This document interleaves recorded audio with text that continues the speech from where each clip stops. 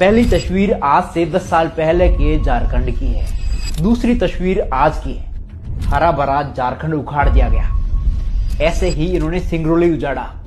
ऐसे ही ये छत्तीसगढ़ के हसदेव को निकल गए। अब इन हरामखोरों की नजर करोड़ों साल पुरानी अरावली पर्वतमाला पर पड़ी है। सुप्रीम कोर्ट में जाकर बोले कि अरावली का पहाड़ वही होगा जो 100 मीटर से ऊपर होगा। कैसे डिसाइड किया गया है ये? तुम्हें पता है राजस्थान के थार रेगिस्तान को अरावली ने ही बढ़ने से रोक रखा है, वरना जिस ओर पहाड़ नहीं है उस ओर हर साल 2 किलोमीटर रेगिस्तान बढ़ रहा है। अरावली की वजह से ही राजस्थान जैसे गर्म प्रदेश में गर्मी से राहत मिल रही है। ये अरावली के पहाड़ी है जिन्होंने उत्तर भारत को सूखा, बाढ़ और वायु प्रदूषण से बचा रखा है। अब तुम चार उचक्के मिलकर कह रहे हो कि 100 मीटर से ऊंचा पहाड़ अरावली नहीं है।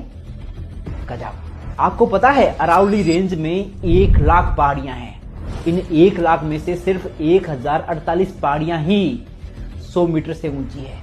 मतलब तुम अरावली की 99% पहाड़ियों को साफ करना चाहते हो। सीधा कर नहीं सकते तो सुप्रीम कोर्ट से ये 100 मीटर वाला लूप होल निकलवा लेते हैं। अच्छा, तुम ही हो समझदार। ये जो लूप होल में होल है ना, ये याद रखना।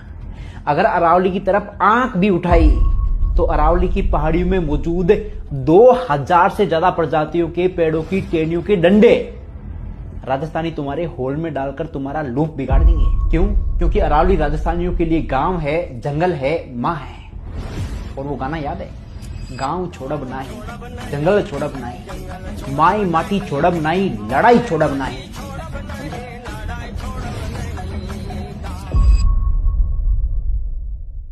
अरावली पर्वतमाला 2.5 अरब वर्ष पुराना है और यह पर्वतमाला अपने 2.5 अरब वर्ष पुराने इतिहास के एक महत्वपूर्ण मोड़ पर खड़ी है। इसने महाद्वीपों का टक्कर का सामना किया, इसने युगों के कटाव का सामना किया, लेकिन 2.5 अरब सालों में आज यह अपने सबसे बड़े खतरे का सामना कर रही है और वह है एक प्रशासनिक परिभाषा। प्रस्तावित 100 मीटर नियम कानूनी शब्दावली और पारिस्थितिक वास्तविकता के बीच में एक अलगाव है जो उस ग्रीन वॉल को नष्ट करने का जोखिम पैदा करता है जो उत्तर एवं उत्तर पश्चिम भारत को रेगिस्तान बनने से बचाती है। जल विज्ञान की दृष्टि से अरावली की चट्टानों में एक विशेष सेकेंडरी पोरोसिटी होती है। यह इन चट्टानों से पानी को रिस कर जमीन के नीचे जाने देती है, जिससे इस भूभाग में प्रति वर्ष लगभग 20 लाख लीटर प्रति हेक्टेयर ग्राउंड वाटर रिचार्ज की क्षमता है। गुरुग्राम और फरीदाबाद जैसे जिलों के लिए ये एक्वीफायर ही ताजे पानी का एकमात्र स्रोत। इसके बावजूद गैर कानूनी खनन द्वारा इस संसाधन की लूट चल रही। सुप्रीम कोर्ट सीईसी की 2018 की रिपोर्ट में खुलासा हुआ कि 19